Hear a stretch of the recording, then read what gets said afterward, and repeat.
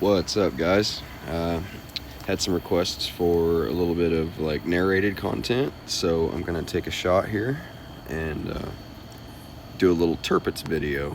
It's a really old premium, gets a lot of hate. It's not necessarily good. It's just boring, I guess. It's dated. Dated would be the good way to describe it. Um, Still a solid ship. It has its moments. Obviously, it's in a tier which is notorious for its, premium CB spam and CB spam in general, regardless of premium or tech line. So, that makes a ship like this hard to play. When it's, 80% of the time you have a CB match, it's not going to be an easy thing to overcome when you don't have any AA and you burn easily. It's obviously it's kind of a lose-lose situation. But if you happen to get matches that don't have CBs, it's still a fairly solid ship. So to try and keep this as concise as possible, I'll just jump into the build real quick with the commander here.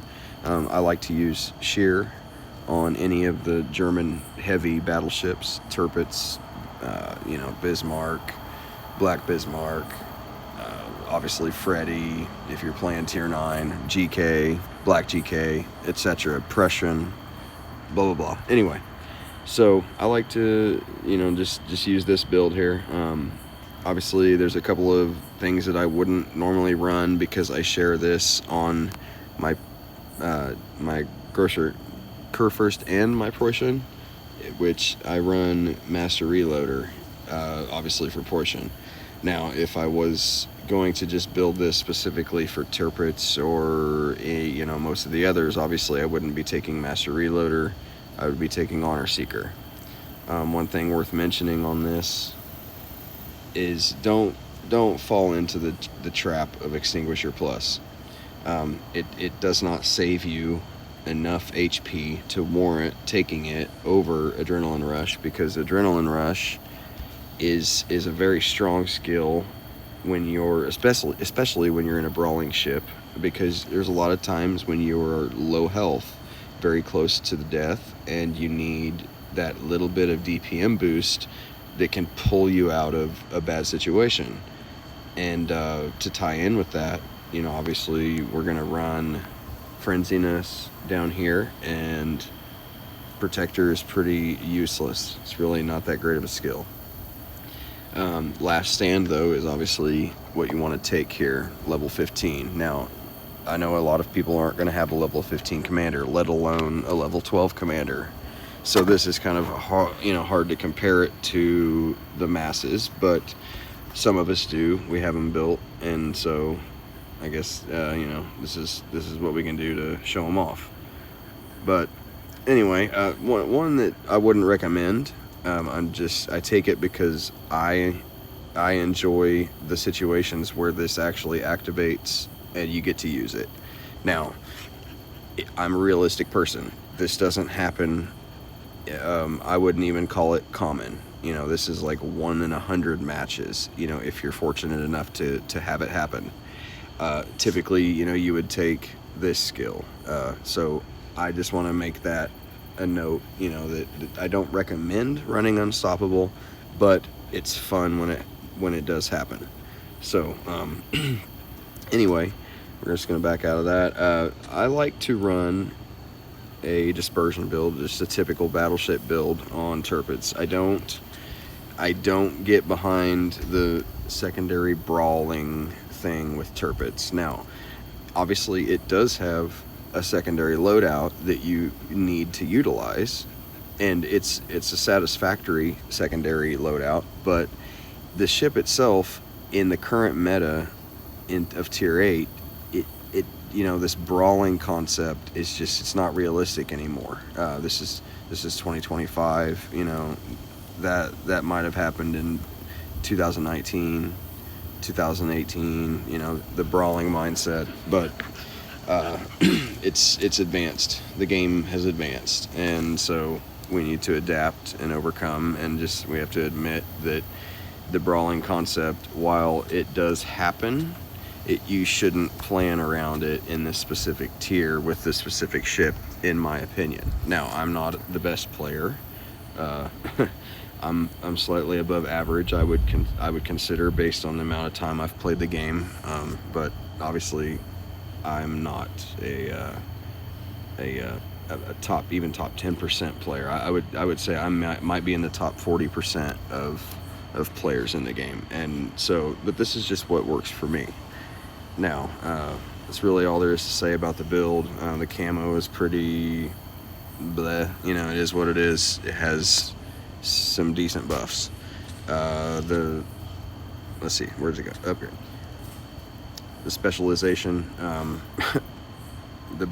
it's the best choice between two bad choices. It doesn't buff much. You know, 5% to a low number is a very low number. And, you know, likewise with the 10% buff to the citadel protection, you know, it's very meaningless. But it's more meaningful, even so slightly, than, you know, the torpedo defense system is, because the best torpedo defense system is dodging torpedoes. You know, 10% of a buff to a low number is a low number, so it's not worth taking. It's better to just dodge them. So anyway, moving along, I'm just gonna play it live, kind of just walk through what I like to do. You know, it's a slow play ship. You got to be patient. You know, you have to pay attention to your positioning. You know, obviously watch your crossfires. You got to minimize your visibility to the destroyers early in the game, but that's hard to do with a ship that has a detection range of over 10 kilometers. So, you know, rushing in and getting spotted early is a bad situation for a German battleship like this. You know, you need to slow play and just let the game develop a little bit. Excuse me, I'm sorry. Let the game develop a little bit, and position accordingly, and then obviously strike when you have a good opportunity. So, just going into it here, we're just going to join up. Instant match. Okay, looks like we're top tier, so that's pretty fortunate, and there's no CB. So, let's see where we spawn. Lots of cruiser action. That's good. Okay, so looking at where I'm at here, I know that I have a BB to the right of me, and I'm obviously on the left flank, so I'm gonna go to A and support my cruiser and my destroyer. But I'm not gonna hard push. I'm just gonna throw it in half speed, put my guns into B, because we know that there's gonna be targets at the corner of that island. Anyone that spawns in the center is going to be peeking the corner of that island. So pushing too far up right here is going to get you detected from there.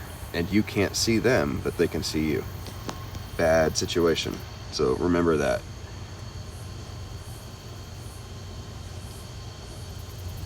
So it looks like we got, obviously, probably a destroyer in A.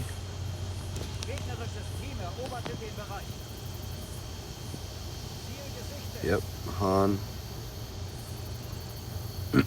Something's in B. Okay, so now I'm going to start easing up to the corner of the island, because I'm going to try and catch the Mahan coming through to B. I'm going to send out Torps and hope that he comes right there. Yep. Alright. Sonar on.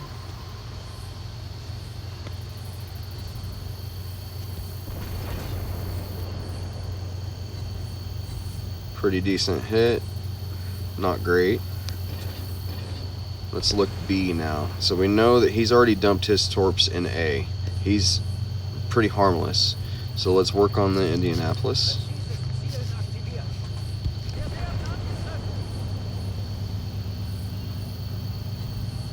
Pretty decent salvo, not great.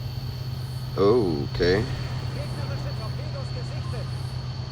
It's alright. So see, I went bow in to the DD. If you go bow into the DD's known location, it's hard for him to torp you. And this is what people don't understand. They always want to take steering mod because it helps them dodge torps. Well, the best thing to do is to just position accordingly to where you know your threat is, and you dodge most torps by doing so. Just keep skinny to them and they can't torp you. So, I mean, that's something to kind of keep in mind. So now, I know that I've got a destroyer over here. I'm going to try and disengage because Leon, excuse me, is going to get away. Alright, I'm going to try. Yeah, there we go. We're dark. Now, Champagne wants to rush me.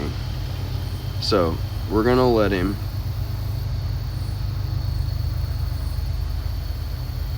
We'll send torps.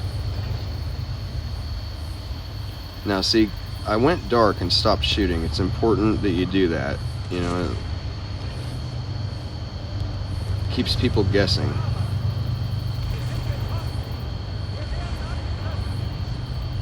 Missed my torps. I didn't want to use the cone because I didn't want to notify him that I was looking at him.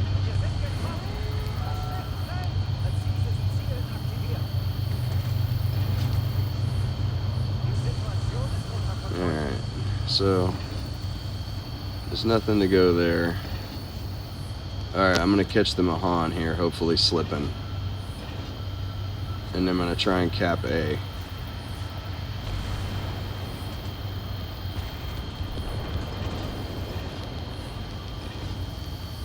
Alright, he's going to have a set of torps, so I'm going to turn in and pop sonar.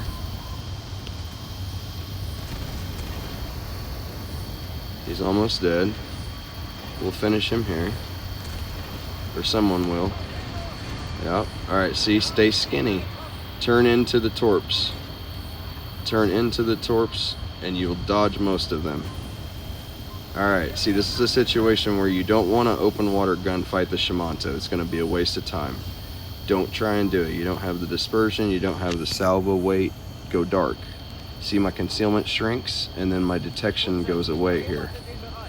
Now I need to go reposition into B, and I need to turn inside this island right here. Let's see, he's going to detect me here, but I'm going to try and get behind the island to limit his ability to shoot me. But see, I didn't want to continue. I mean, obviously I got a fire there, but I was going to detect it either way.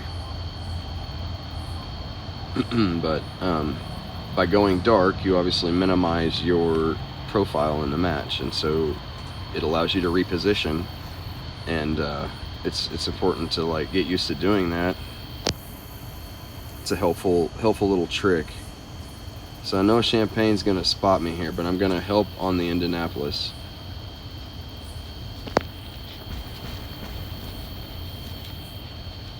Okay, Champagne is running.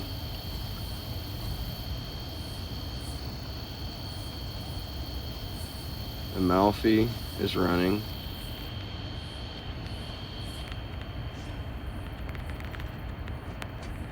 "36 seconds from a heal," so I need to be a little bit slow on the aggression here. And shoot that guy right there. Shoot that guy right there. 20 seconds from heal. We need to shoot Indianapolis, gentlemen.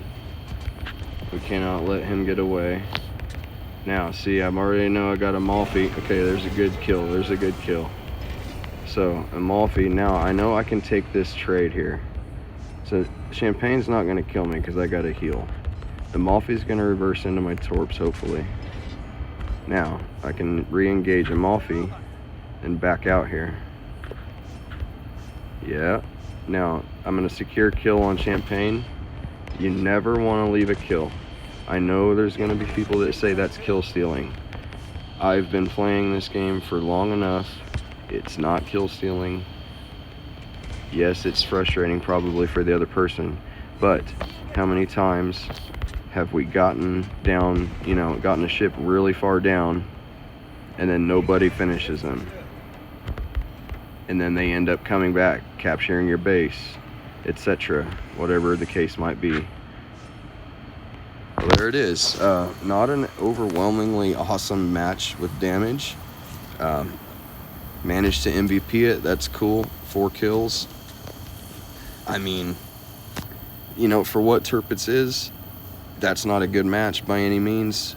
But it's not a bad one. You know, it's hard to expect much from that ship when it's really limited on its main battery firepower. It doesn't really have a secondary loadout. You've got 1 charge of overload 2. You know, it's not very helpful.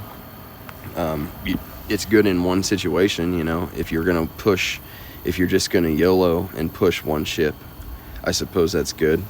I typically don't play my German battleships that way early on. Obviously, I try to wait and engage late game, but I suppose it's good for some people. But I'd rather have like 2 or 3 charges of overload 1 than 1 charge of overload 2.